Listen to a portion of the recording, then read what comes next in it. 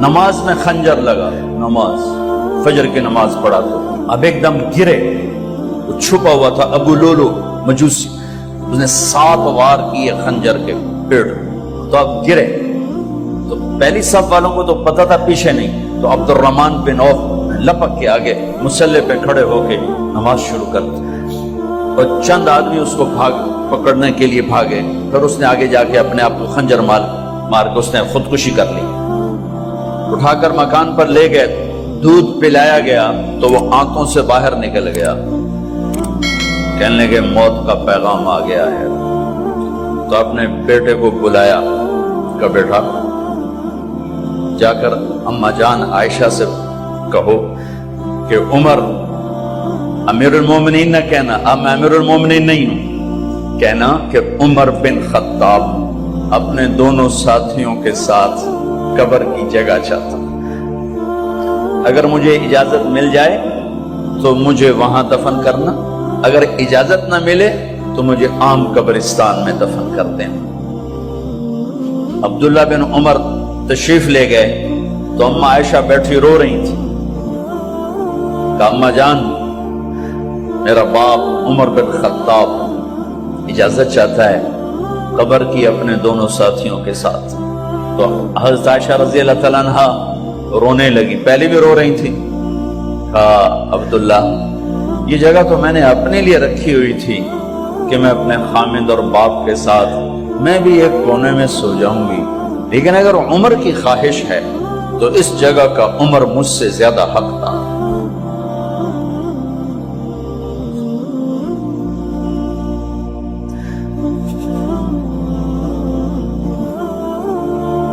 بیٹے نے آ کر کہا ابا جان مبارک ہو، اجازت ہو گئی، کہا بیٹا ہو گئی، لیکن جب میری میت اٹھاؤ تو دروازے پر جا کر رکھنا اور ایک دفعہ دوبارہ پوچھنا، ہو سکتا ہے میرے شرم میں اجازت دی ہو اور میرے مرنے کے بعد انکار فرما دیں، تو ایک دفعہ دوبارہ پوچھنا، اس وقت بھی اجازت ملے تو پھر لے جانا ورنہ واپس لے جانا۔ حضرت علی اور حضرت حسن تشریف لائے جس دن انتقال ہو رہا ہے، تو گھبراہٹ دیکھی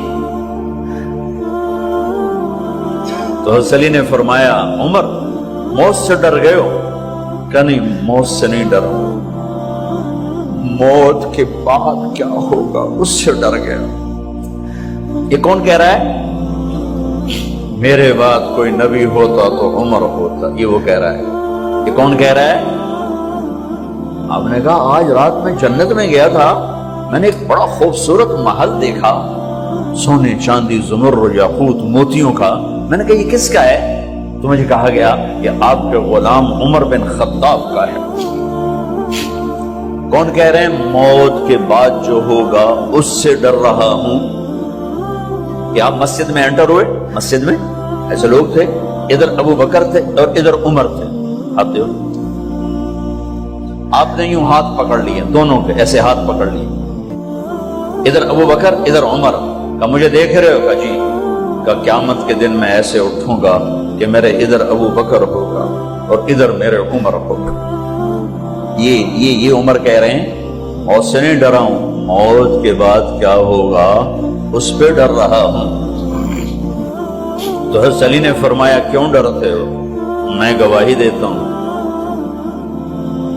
میں نے کئی دفعہ اللہ کے محبوب سے سنا کہ جنت کے بڑی عمر کے، ایک تو نا جنت کے نوجوانوں کے سردار، وہ تو حسن حسین ہیں، میں نے کتنی دفعہ سنا اللہ کے نبی سے کہ جنت میں بڑی عمر کے لوگوں کے سردار ہیں ابو بکر اور عمر۔ تو آپ نے کہا قیامت کے دن گواہی دو گے؟ آپ نے کہا، حضرت علی نے کہا میں بھی گواہی دوں گا، میرا بیٹا حسن بھی گواہی دے گا۔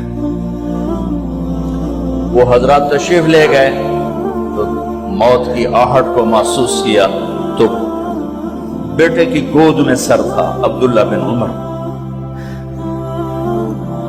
کا، بیٹا یہ زمین پہ لٹا، انہوں نے یہاں سے ہٹا کر یہاں سر رکھ دیا۔ وہ حق سنا نہیں کیا کہہ رہا ہوں؟ زمین پہ ڈال دیں.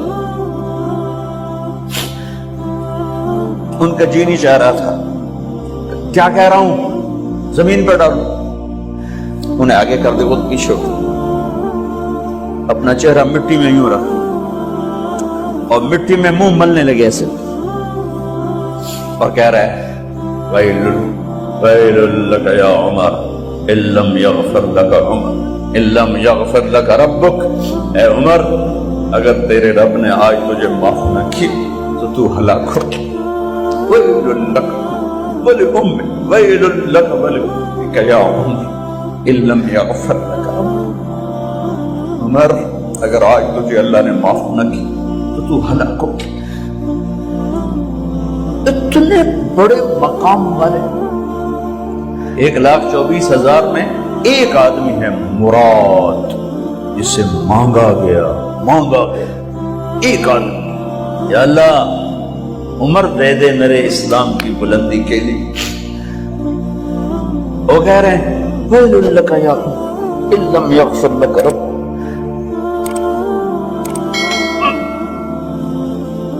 اے عمر، تو برباد ہو گیا اگر تیرے رب نے تجھے معاف نہ کی.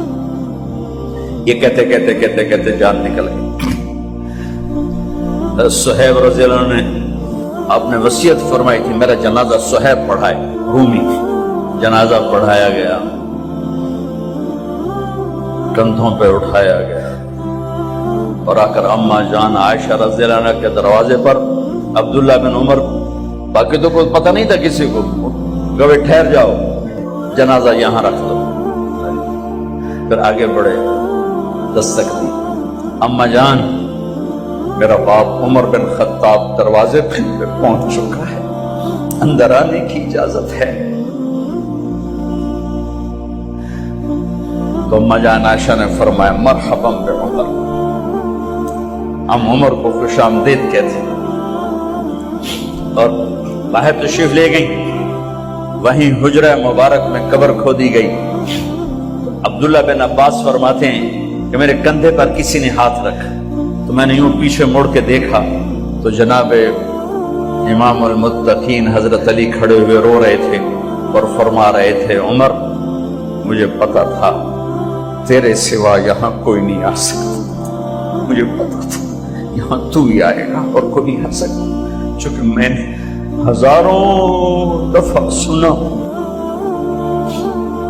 خرجت انا و ابو بکر و عمر دخلت انا و ابو بکر و عمر.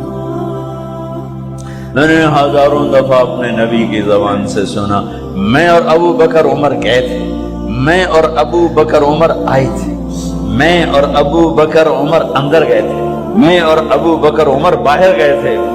میں نے اپنے نبی کے نام کے ساتھ تجھے اور ابو بکر کو اتنا سنا ہے کہ کسی کو نہیں سنا، لہذا مجھے پتا تھا تو اسی جگہ پہ آئے گا، تیری یہی جگہ ہے. میرے بھائی بہنوں، یہ وہ لوگ ہیں جنہوں نے رضی اللہ عنہ کا ٹائٹل جیتا اور پھر روتے روتے مر گئے. مجھے کیا خبر کیا ہونے والی، اب کو کیا خبر کیا ہونے والی. بے شک میرا رب رحیم ہے، اس کے رحم کے تو فیدی کام بنے گا. کیڑیاں تقریراں تے کیڑے علم، کیڑیاں نمازاں تے کیڑیاں تجدہ، کم تو اس کی رحمت پر بنے گا، پر یہ اعمال اس کی رحمت کو لینے کا راستہ ہے. یہ بھی ٹھیک نہیں ہے کہ اللہ غفور الرحیم ہے، آپ ہی معاف کرے گا. یہ یزید اور حسین کو برابر تو نہ کرے. آل رسول کی بوٹی بوٹی نوچ دی جائے اس کی رضا کو ڈھونڈنے کے لیے. وہ نہیں کہہ سکتے تھے اللہ بڑا غفور الرحیم.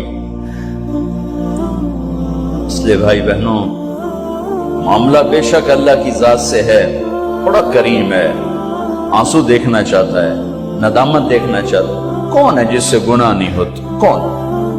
کون؟ میں اسے انسان ماننے کے لیے تیار نہیں. یا تو وہ کوئی فرشتہ ہے یا نبی ہے. نہ نبی آ سکتا ہے نہ ہم فرشتے ہیں، وہ انسان ہی نہیں جس سے خطا نہ ہو. لہذا میں اپنے رب کی قدرت پہ قربان جاؤں، رحمت پہ قربان جاؤں کہ اس نے توبہ کے لیے نہ عمر کی قید نہ عدد کی قید. ابھی تو 60 سال کا ہو گیا ہے، 70 سال کا ہو گیا، اب تیری کوئی توبہ نہیں، آخری سانس میں آ جا قبول ہے. ابھی تیری 100 دفعہ ٹوٹ چکی ہے توبہ، اب 101 دفعہ قبول نہیں، 1 کروڑ دفعہ توڑ کے آ جا قبول ہے.